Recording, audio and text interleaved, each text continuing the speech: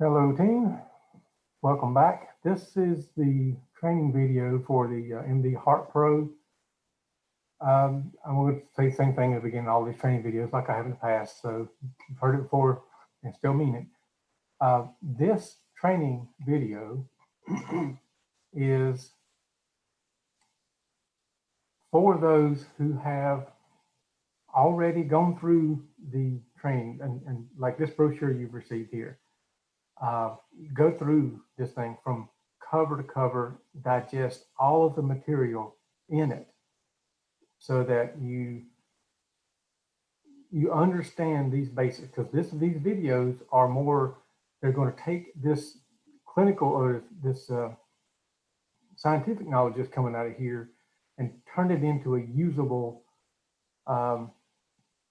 tool and teach you how to turn it into a sale to a provider. So if you have not gone through this part of the training and been through this brochure and complete, then I suggest you just stop the video, go do that, and come back, because a lot of this stuff will not click. It will not make sense if you try to shortcut the system.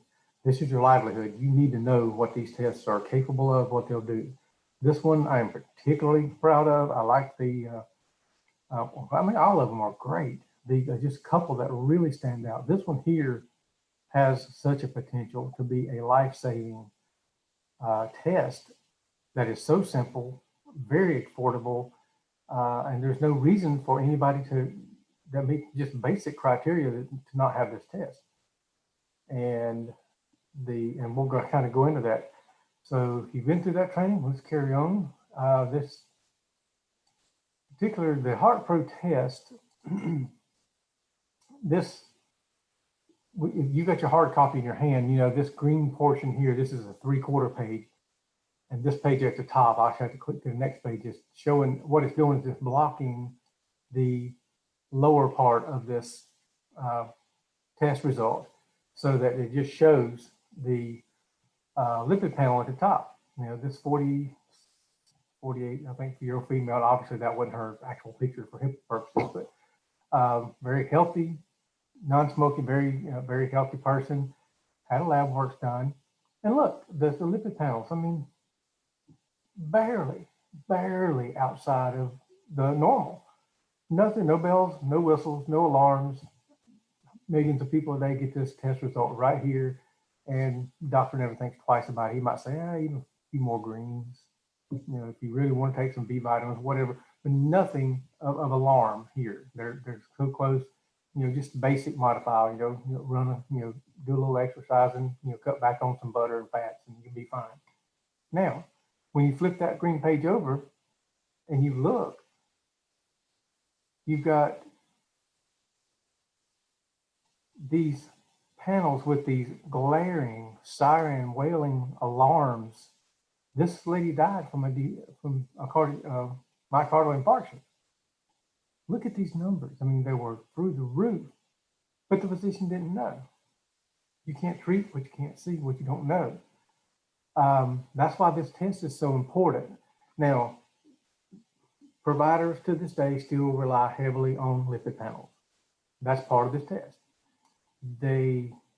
Some of them will actually go a little bit deeper and actually look at some of the old inflammatory markers. You know, you got the inflammatory profile here at the top, then you got the advanced risk markers, and then you got the genetic markers. We're going to kind of run through those.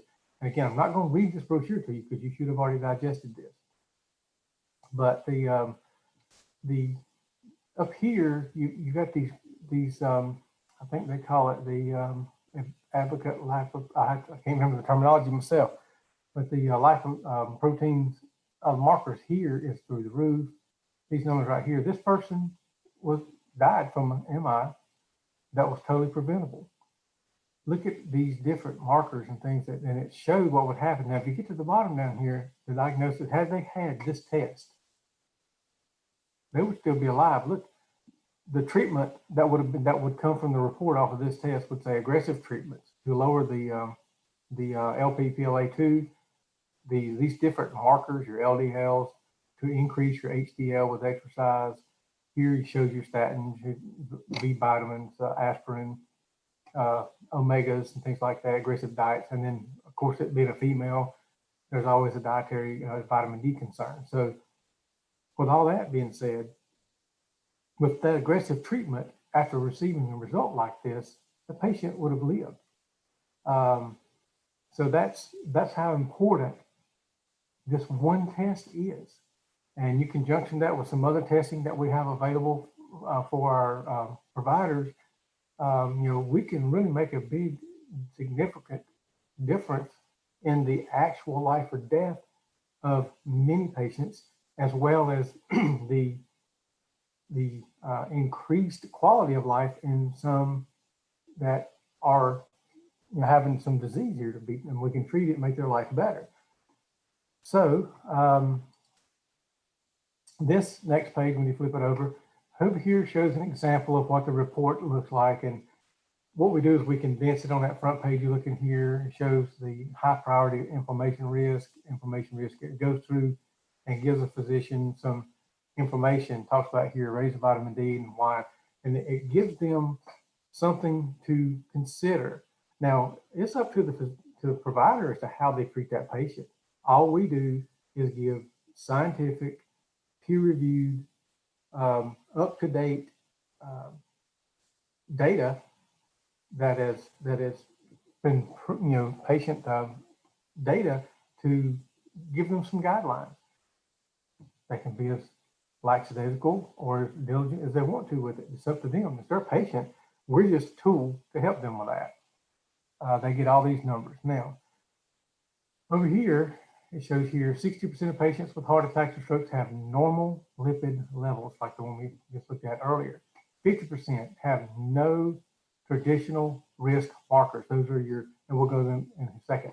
The LDL and the total cholesterol account for only 25% of premier cardiovascular disease.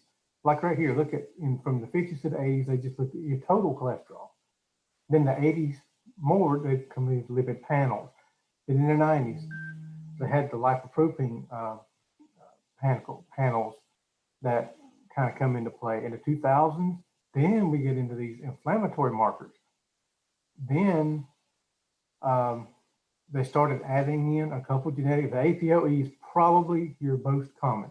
You'll see a lot of factor V. You'll see that a lot in your hemophiliacs and things like that. So you got a lot of these different markers that have been around a while, but then they talked about the metabolic syndrome. You can look that up and study it a little bit.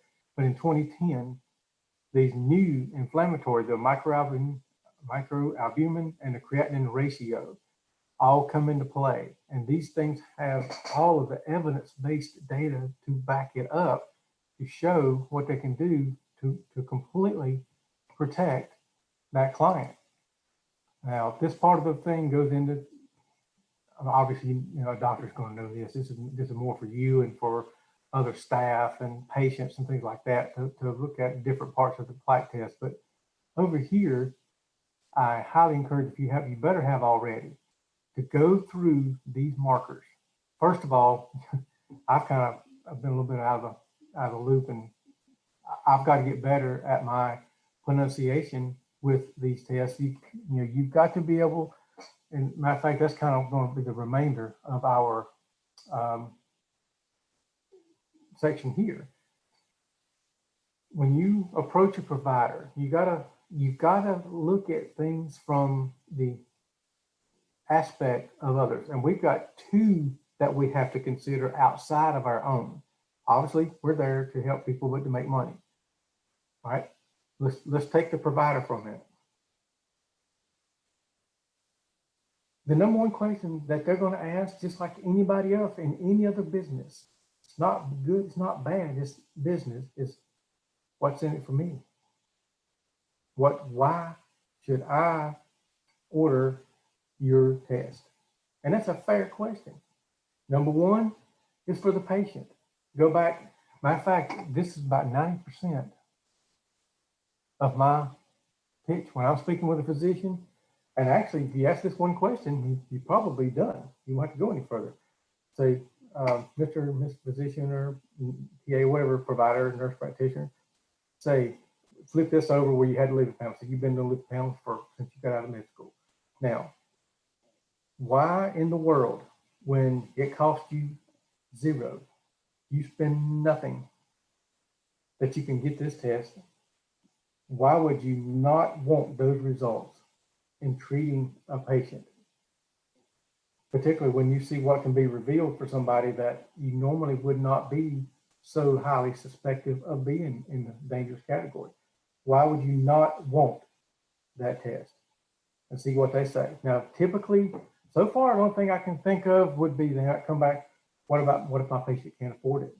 How much does it cost? Tell them, well, CMS, Medicare, Medicaid, private insurance, they cover these, and it depends on what their portion is. And sometimes that's enough. As long as they know that insurance pays for it, then they know that this has been through the proverbial ringer. Otherwise, they wouldn't be paying for it.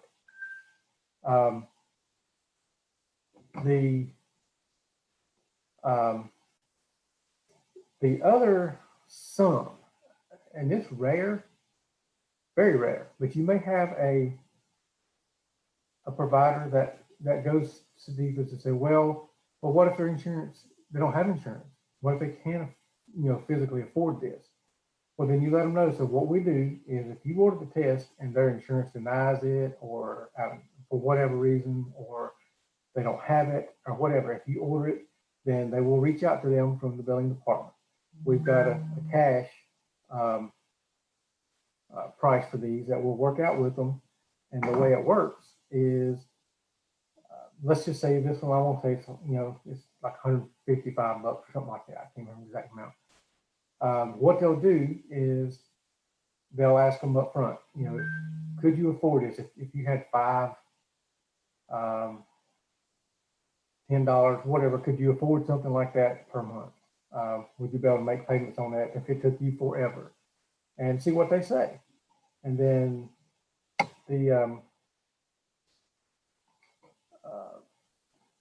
if they can pay it, great.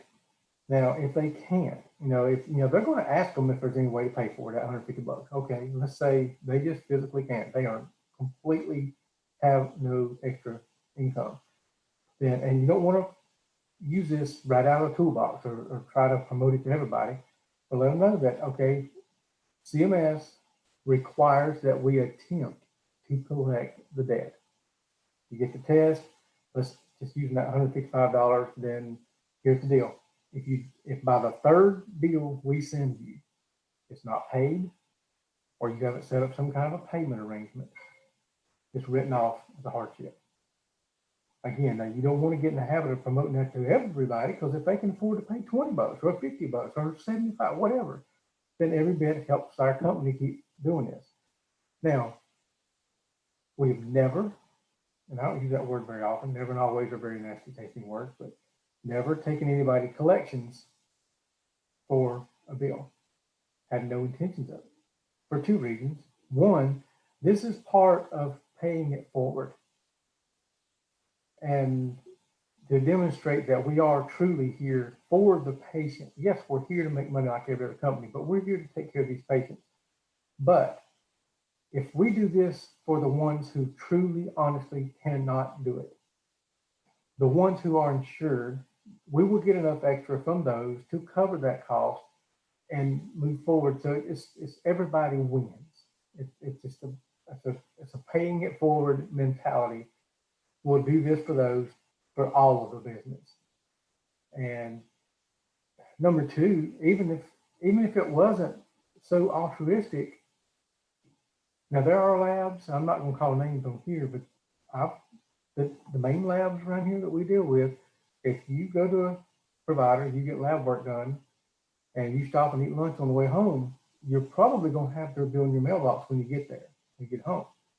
And they will take you to court for $8. I mean, they will hound you like a drug dealer. I mean, they will go after you with everything they've got and take you to court and get you judgments and all this other stuff.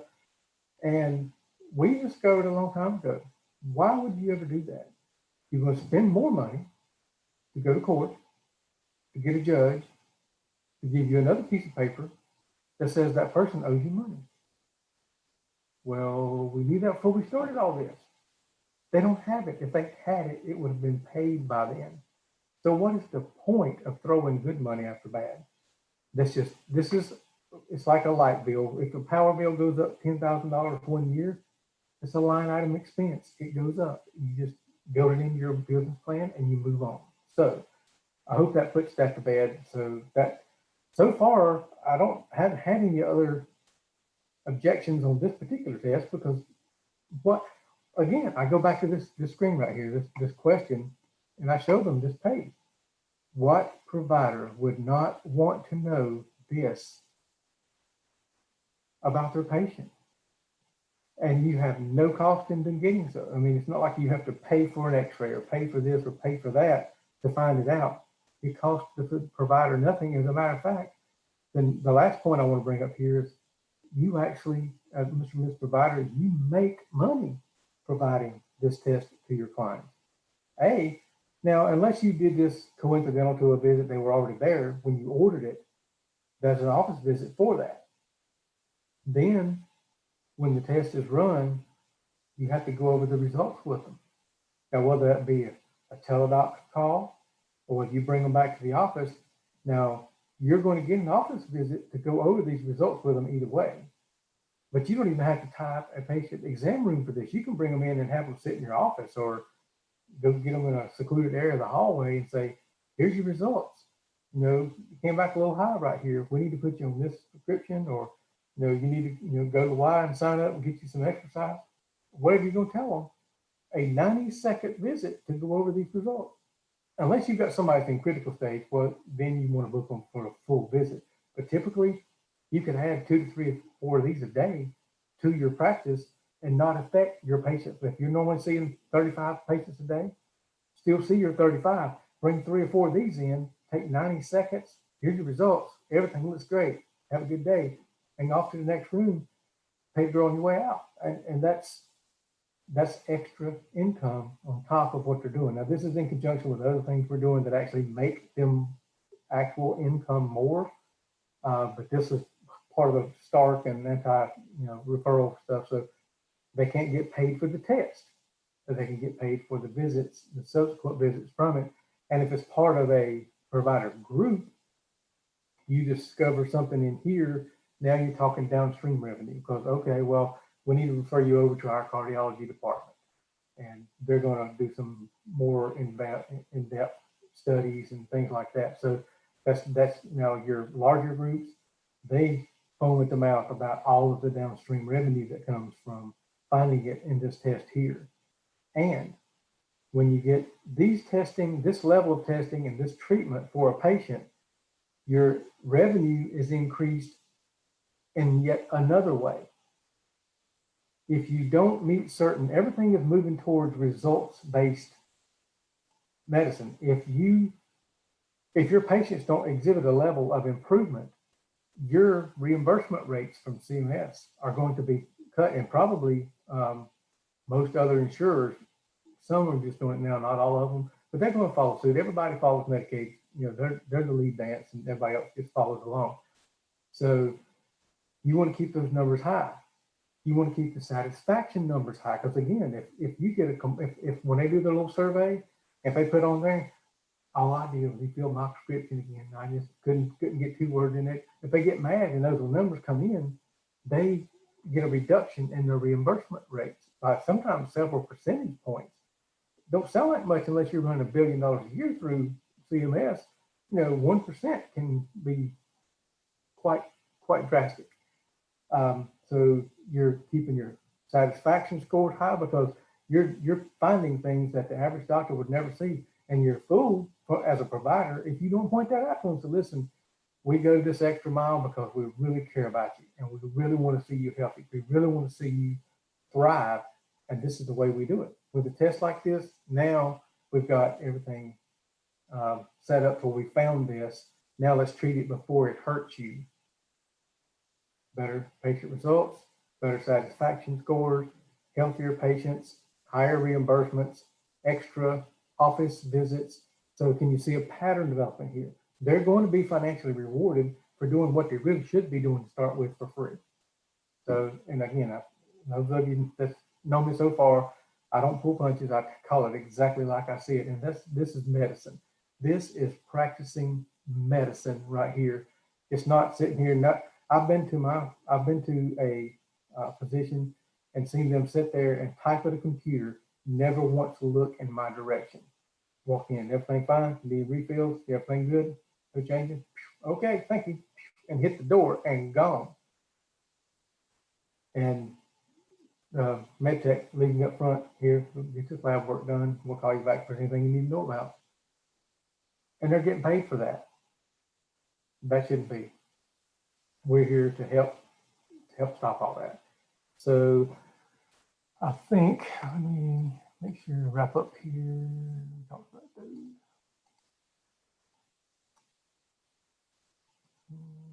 Talk about the markers. Make sure I'm not missing anything. Again, this here on the back is just to wrap up. This would be on the hard copy. You got to place your business card and slide anything you want to put in here. But basically, it helps them diagnose the CV risk assessment, get the read out report, therapy guide. And then, like I said, this is all done in conjunction with the Cleveland Heart Lab. I think I kind of forgot that in the beginning. All this information that's going to be sent to that provider is all part of a master program, all in conjunction with Cleveland Health in Ohio. So that's it for today. If you have any questions, reach out to your manager or myself. We'll get you the answers. But I want you to understand piece by piece with these different tests what you actually have your hands on. Now, between the training you've had and today, if there's not a level of excitement that just almost makes you vibrate, then I've missed the ball. This is 22nd century medicine right now in the 21st century. It's out there. It's our job to go out and get it into the hands of these providers. Most of them have never heard this because, again, most people, I'm not going to get into that because it's always about the money, and most people looking at making different amounts, different types of money, they're not going to talk about this. So we're in a position where we can do it and we can get paid for it handsomely. And there's nothing wrong with that. I don't apologize for making, I work hard for the money I make, and I am so pleased to sit back and see. Most of the time you won't know because of HIPAA. You're not going to know that what you did saved somebody's life, but you can rest assured if you've got a provider that's doing this on a regular basis, there will be many, not a few, there will be many people's lives saved and changed for the better because of just this test. So with that being done, you have a great day. God bless, and we'll see you at the top.